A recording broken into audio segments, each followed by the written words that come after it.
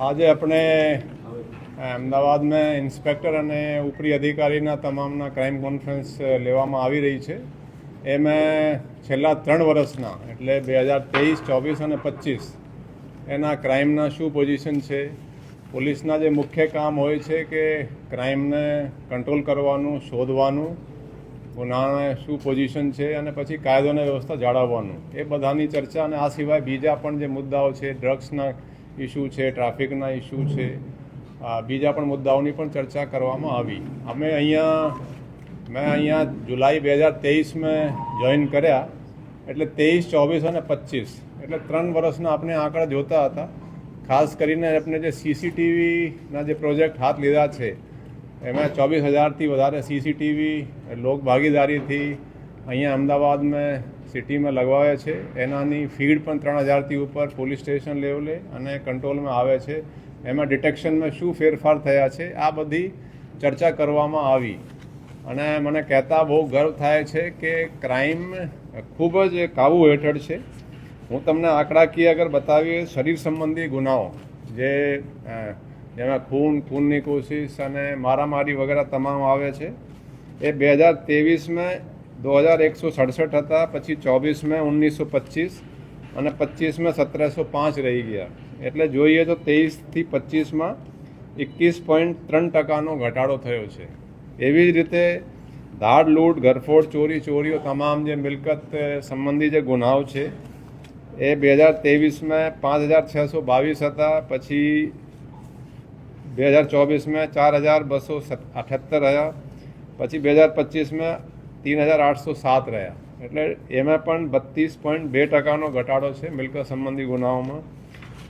ઠગાઈ અને વિશ્વાસઘાત, એમાં જે આર્થિક ગુનાઓ છે એ થોડું વધ્યા છે. એ 2023 511 હતા, પછી 24 656 થયા, પછી 2025 753. એટલે આર્થિક જે ઇકોનોમિક ક્રાઇમ છે 47% વધારો થયો છે.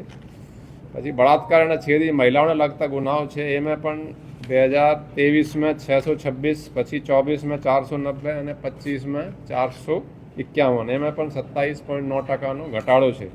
જે મુખ્ય આપણે ફર્સ્ટ પાર્ટના ગણીએ, જેમાં બધા જ મેન ક્રાઇમ આપણે ગણવામાં આવે છે, મારામારીથી થઈને ચોરીથી લઈને ચીટિંગ વગેરેના તમામ મેન ફર્સ્ટ પાર્ટ પોલીસ ગણે છે.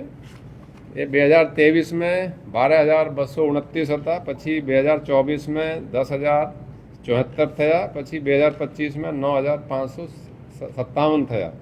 એમાં પણ 21.8% ઘટાડો છે. એ તો ક્રાઇમની સ્થિતિ. જે ડિટેક્શનની આપણે જોઈએ તો એમાં પણ બહુ મોટા આપણે કામયાબી રહી છે. ડિટેક્શનમાં જैसे ખૂનની કોશિશ વગેરે તો 100% ડિટેક્ટ સામાન્ય રીતે હોય છે, પણ જે શરીર સંબંધી ગુનાઓ છે એ 2023 98.6, 24 99.2 અને હવે 99.7%. એટલે એમાં 1.15% વધારો છે બોડી ઓફેન્સીસમાં. અને જે પ્રોપર્ટી ઓફેન્સ છે, ધાડ, લૂંટ, ગરફોડ, ચોરી વગેરે તમામ મિલાવીને 23 36.8%, પછી 24 ડિટેક્શનની ટકાવારી શોધવાની 38% હતી અને 25 47.7%. એટલે 23થી ગણીએ તો એમાં તમામ મિલકત સંબંધી ગુનાઓમાં 10.8%નો વધારો થયો છે. હવે જે પહેલાં ચોરીઓ થતી હતી, ચાહે વાહન ચોરી હોય કે ગરફોડ ચોરીઓ હોય, એ ડિટેક્શન ઓછી હતી. અને એના મુખ્ય ફાળો આપ તમામ જે અમદાવાદના જે લોકોએ સહયોગ આપ્યા સીસીટીવી લગાડવામાં, એમાં આપણે મોટી સફળતા હું એમને ગણું છું. પછી સુપરવિઝન પણ આપણે કડક કર્યા છે. પોલીસ પેટ્રોલિંગ કરે છે, ડીસીપી સુધીના અધિકારીઓ સેન્સિટિવ એરિયામાં પેટ્રોલિંગ કરે છે, વાહન ચેકિંગ પણ આપણે કરાવીએ. નાઇટ રાઉન્ડને બહુ ઇફેક્ટિવ કર્યા છે. પોલીસ નાઇટ રાઉન્ડ બરાબર કરી રહી છે. એમાં આવીને એક રજિસ્ટર છપાવીને દર નાઇટ રાઉન્ડ વખતે 2 થી 3ની વચ્ચે આવીને સહી કરે છે. પછી સુપરવિઝન અધિકારી નાઇટમાં નીકળીને જોઈ શકે, 4 વાગે જ આવે, જો એ સહી નહીં મળે તો એબસેન્ટ ગણીને એને કાર્યવાહી કરવામાં આવે છે. ઓવરઓલ સુપરવિઝનનો પણ ઇફેક્ટિવનેસ વધારી છે અને ક્રાઇમ ખૂબ જ કાબૂ હેઠળ છે. બાકી આની વિગત તમામ આપને મળી જશે. તડીપારના જે કેસો આપણે જોયા, એ તડીપાર પહેલાં 23 136, 24 152 અને 25 259. એમાં પણ 90% વધારે તડીપારના કેસો મૂક્યા અને પાસા મેં 706 23 હતા, પછી 24 953 અને 25 1109, એમાં પણ 57%નો વધારો છે. એ બધી ડિટેલ આપણે પ્રેસ નોટ સાથે આ બધી આંકડાકીય જ આપણે આપી રહ્યા છીએ. એકંદરે અને લો એન્ડ ઓર્ડરમાં ગણીએ તો આપણે એ પણ ખૂબ જ કાબુ હેઠળ છે. મોટા મોટા ઓપરેશન્સ પોલીસે કર્યા છે. ચંડોલા તલાવના આપ જાણી શકો કે કોઈ ઇસ્યુ વગેર આપણે સ્મૂથલી થઈ ગયા. એટલે હું કહી શકું કે મને 2.5 વર્ષથી વધારે સમય અહીંયા થઈ ચૂક્યો છે અને ક્રાઇમ પણ કાબુ હેઠળ છે અને કાયદોની વ્યવસ્થા પણ ખૂબ જ કાબુ હેઠળ છે.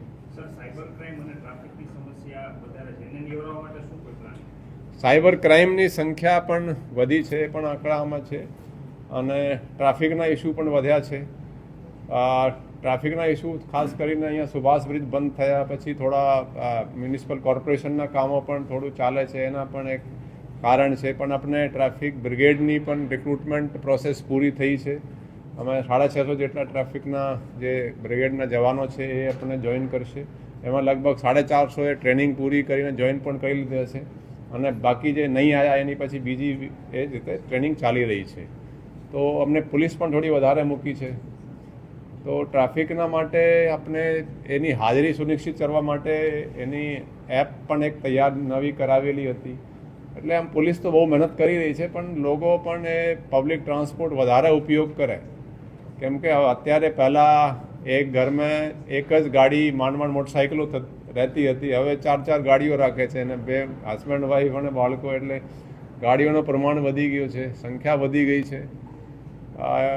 એટલે આપણે થોડી ટ્રાફિકના ઇસ્યુઝ છે, પણ આપણે એને નિવારવા માટે અધિકારીઓ પણ સિનિયર રોડ ઉપર રહે, ડીસીપી સુધીના અધિકારીઓ અત્યારે રોડ ઉપર રહે છે, એ પણ સૂચનાઓ આપી છે.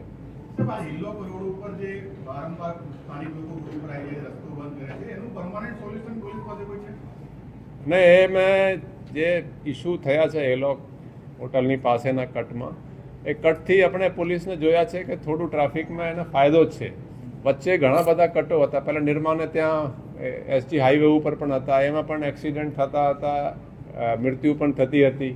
આપણે મૃત્યુના આંકડા પણ રોડ એક્સિડન્ટમાં ઘટ્યા છે. એના કારણ એ પણ છે કે ઘણા બધા કટો જે અનનેસેસરી કટો હતા, એ બધા કોઈ ઇમ્પોર્ટન્ટ માણસ હોય, કોઈના હોટલ હોય, કોઈના બીજા કોઈ પેટ્રોલ પંપ એના આગે એમ કટ થતા હતા, એ આપણે થોડા અમુક બંધ કરાયા છે. તો એ કટ બંધ થવાથી થોડું ટ્રાફિકને ફાયદો થયો છે અને જે લોકો આ કરી રહ્યા છે એના વિરુદ્ધ આપણે ગઈકાલે ગુના પણ નોંધ્યા છે અને અમે પોલીસ કાયદેસરની કાર્યવાહી કરશે.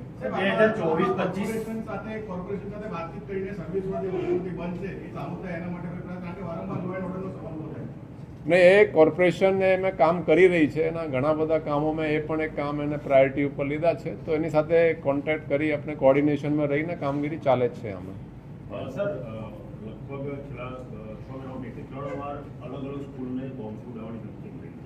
આગળના સમયે એક્ઝામ પણ આવી રહી છે, બોર્ડની એક્ઝામ કે સ્થાનિક એક્ઝામ, કયા પ્રકારની કાર્યવાહી જે ઈમેલ અત્યાર સુધી મળે એમાં કોઈ ટ્રેસિંગ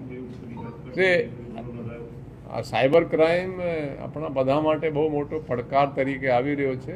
હવે જે ઈમેલ આવે છે, લોકો VPNનો યુઝ કરીને એ થોડો શોધવામાં બહુ મુશ્કેલી ઊભી થાય છે. તેમ છતાં એક તો એવા તમે ખ્યાલ હશે કે તમિલનાડુથી આપણે જે મોડ્યુલ પકડ્યા હતા એ આખા ઇન્ડિયામાં મેલ કરતી હતી એક લેડી. એટલે એનાથી તમિલનાડુમાં તો બહુ મેલો કર્યા અને પણ આપની પોલીસે સાયબર ક્રાઇમ પોલીસે શોધી કાઢ્યા. બીજાઓને પણ શોધવાની એફર્ટ્સ તો ચાલુ જ છે, પણ એ થોડું ડેફિનેટલી ચેલેન્જિંગ તો છે જ.